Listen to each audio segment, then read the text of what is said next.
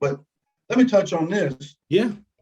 What do you feel about this new kind of thing of people are sitting at home making more money than they do at work? So then you pull up to a place that says, "Oh, due to lack of employees, we have to close at 5 o'clock." When it was, have you ever done that here lately, where you pull up to a place and they're closed because there's no employees? Yeah, so I'm struggling with this because I hire people. My job is I'm the CEO and the team leader of a Keller Williams, a market center. So my job is to hire people. And so the struggle that I'm having is the same struggle that a lot of employers are having. So like I went to a Starbucks the other day and they were closed for 2 days. And so it's a weird situation. The problem that I'm running into is I think that us as Americans we're entitled and we're spoiled. Very much. We don't want to work. And so I hire people and they come in and I try to tell them, okay, this is what we do. This is what we do. And they say, no, I don't want to do that. I want to do this. So I don't necessarily, I don't know, man. I don't know a lot of people staying home. So like for me to have that conversation, everybody that I know is working and they're working really hard. Now I know that there are a lot of like Starbucks and McDonald's and retail restaurants, like more of that labor market that is staying home. But like I'm in the profession, like all of us are working. Everybody I know is working. And we're working really hard, by the way, way harder than I ever have. Yes. This is the thing, man. Like I've been poor. Like that Coach for Kids. I've been to one of those Coach for Kids, right? So we grew up soup kitchens. We've done that, right? So people who are on like assistance, that's not a good life.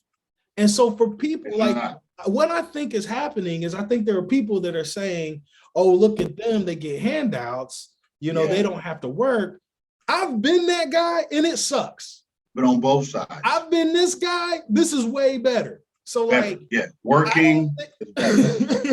So it's way better to be this guy than to be this guy. So I was this guy and I had to become this guy. The problem is there's a lot of guys that are this guy and they've always been this guy. So now they're this guy and then I'm trying to catch up with them.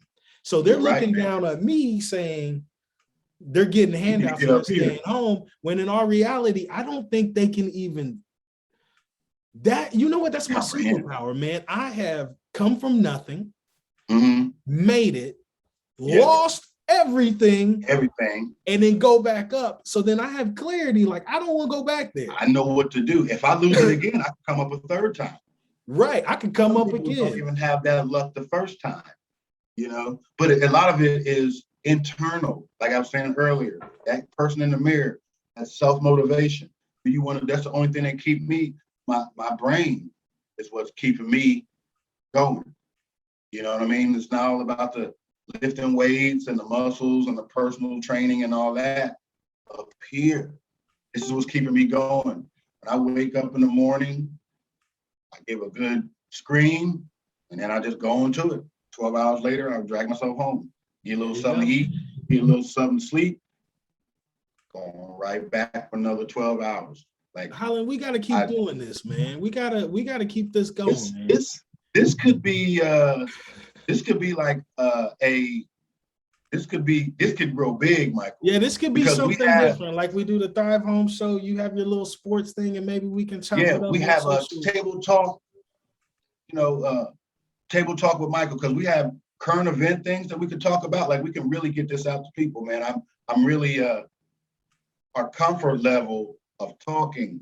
We have a good rapport as far as bouncing conversation back and forth, throwing up stuff. You hit it, you throw up stuff, I catch it. You know what I mean? It seems pretty good. Maybe we can.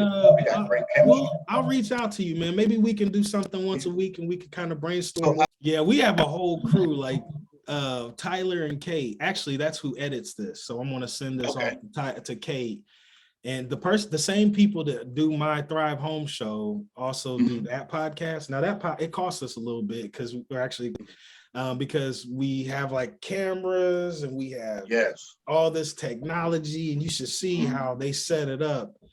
Pretty awesome, man. Disruptance Pod. That's my Disruptance podcast. So I like that. I need one of those. I need one of those. So, but I mean, I did this because this is costs way less. Like for the Thrive Home show, as many as I do, and we can kind of like send it off. And then what it does is it free. Like what's hard is taking the time to go and meet. Like for example, this morning we were supposed to do a Disruptance podcast. We weren't able to shoot because somebody got sick or somebody's out of town. So being able to jump on a Zoom is really easy and quick. But man, I'd love to sit down with you, man. We can put something together.